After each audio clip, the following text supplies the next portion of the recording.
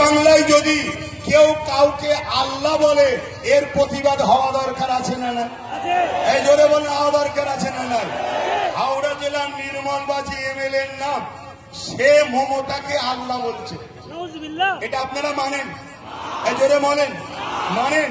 হাত তুলে সাক্ষী দেন মানেন? মানেন? মানেন? মানেন? যখন মানেন না তাহলে দুটো কথা, এর বিষয়ে কি মমতা কোনো মুখ খুলেছে যে ও ভুল বলছে, এই ইসলাম ধর্মের উপর আঘাত দিলি কেন নির্মলবাজি এমন কোন কথা বলেছে? কিন্তু এর বিরুদ্ধে উলামারা প্রতিবাদ করছে না কেন? এর বিরুদ্ধে কথা হচ্ছে না কেন? এর বিরুদ্ধে লড়াই হবে না কেন? আজকে বলো, আমাকে কেউ যদি মুজাদ্দেদ বলে আর আমি যদি চুপ থাকি, তার মানে কি ভেতরে ভেতরে চাইছি যে আমি মুজাদ্দেদ হই? এই কথা কি বলো না? তাহলে ফেরাউন নিজে বলেছিল আল্লাহ, আজকের ফেরাউন গুলো নিজে আল্লাহ দাবি করছে না, লোক দিয়ে বলাচ্ছে বল আল্লাহ বল। সমাজ কেমন ভাবে লাই দেখি, মুসলমান গুলো কিভাবে লাই দেখি, মুসলমানকে যে বিজেপির ভয় দেখিয়ে রেখেছি, এরা বিজেপির ভয়ে নিজের জান বাঁচাবার কথা ভাবে না আল্লাহর জন্য লড়াই নামে, এটা দেখার জন্য কাউকে দিয়ে বলানো হচ্ছে বল আমাকে আল্লাহ। এখন বলুন, চুপ থাকা মানে ভেতরে ভেতরে মজা নিচ্ছে না লাইনে? একটু আওয়াজ দেবেন ভাই, কষ্ট দিচ্ছি আপনাদের, ভেতরে ভেতরে মজা নিচ্ছে না লাইনে? কিন্তু আমি জানতে চাইছি, আমাকে কেউ মুজাদ্দেদ বললো, আমি চুপ থাকলাম, তার মানে আমি সাপোর্ট করছি তার কথা, এই তো নাকি?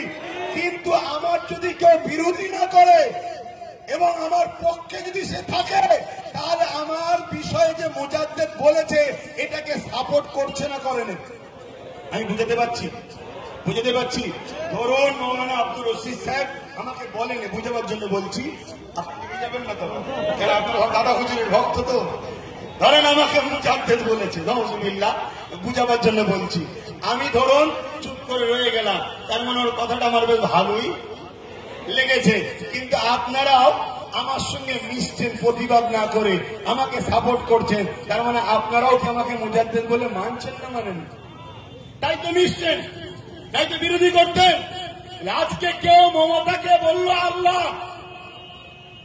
মমতা ব্যানার্জি প্রতিবাদ করছে না, ভেতরে ভেতরে মজা লাগছে। এরপরে আমরা মুসলমান যদি ওই মমতাকে সাপোর্ট করি, তার মানে ওকে আল্লাহ বলে মানে নেওয়া হলো না? হলো না? এ মুসলমান কি করে ইমানদার থাকতে পারে? এই কথা বলাতে অনেক মুনাফেক কুল আমাদের গায়ে লেগে গেছে, অনেক মুনাফেক মুসলিম দাবিদার বেঈমান নেতাদের গায়ে লেগে গেছে। যারা হাকিকাতে মুসলমান হবে, যাদের গায়ে ইমানদারের খুন থাকবে, একটা পরিচয় বলে যাচ্ছি, তারা গুনাহগার হতে পারে, ইসলামের দুশ্মন কোনদিন হবে না। আর যারা মুসলমান দাবিদার ইসলামের যদি দুশ্মন হয়, আমার ভাষাটা একটু কড়া হতে পারে, আল্লাহ রসুলের স্বার্থে বলছি, তুমি আমায় বয়কট করলে আমার কিছু যায় আসে না। যদি মুসলমান দাবিদার আল্লাহ রসুলের দিনের দুশ্মন হয়, দুশ্মনদের সঙ্গে দল করে, দুশ্মনদের ঘরে ক্ষমতায় আনে, দুশ্মনদেরকে তাকতে আনে, আপনাকে বলতে বাধ্য হচ্ছি শরিয়তের কথা, আপনাকে রাত বলতে বাধ্য হচ্ছি আল্লাহ রসুলের স্বার্থে। সে মুসলিম ঘরে জন্ম নিয়েছে ঠিকই, মাফ করবেন, হয় তার শরীরের রক্তটা কোন অমুসলিমে ঢুকেছে, আর নচেত তার খাদ্যর মধ্যে সম্পূর্ণ হারাম ঢুকায়, তার রক্ত আর হালাল নেই, হারাম হয়ে গেছে। কথা বুঝে আসছে না? না, যত বড়ই পাপী হোক, মুসলমানের খুন কখনো ইসলামের বিরোধী হতে পারে না। গান শুনতে পারে, ফাংশন দেখতে পারে, যাত্রা দেখতে পারে, আরো ইত্যাদি ইত্যাদি জেনার মতো পাপ করলেও করে ফেলতে পারে, কিন্তু ইসলামের দুশ্মনী কখনো মুসলমানের খুন করতে পারে না। হালালি তার বাপ যদি ইমাম মুসলমান হয়, সেই খুন কখনো ইসলামের দুশ্মনী করতে পারে না। এখন একটা ছোট্ট কথা বলে আমি প্রোগ্রাম শেষ করব। একটা ভিডিও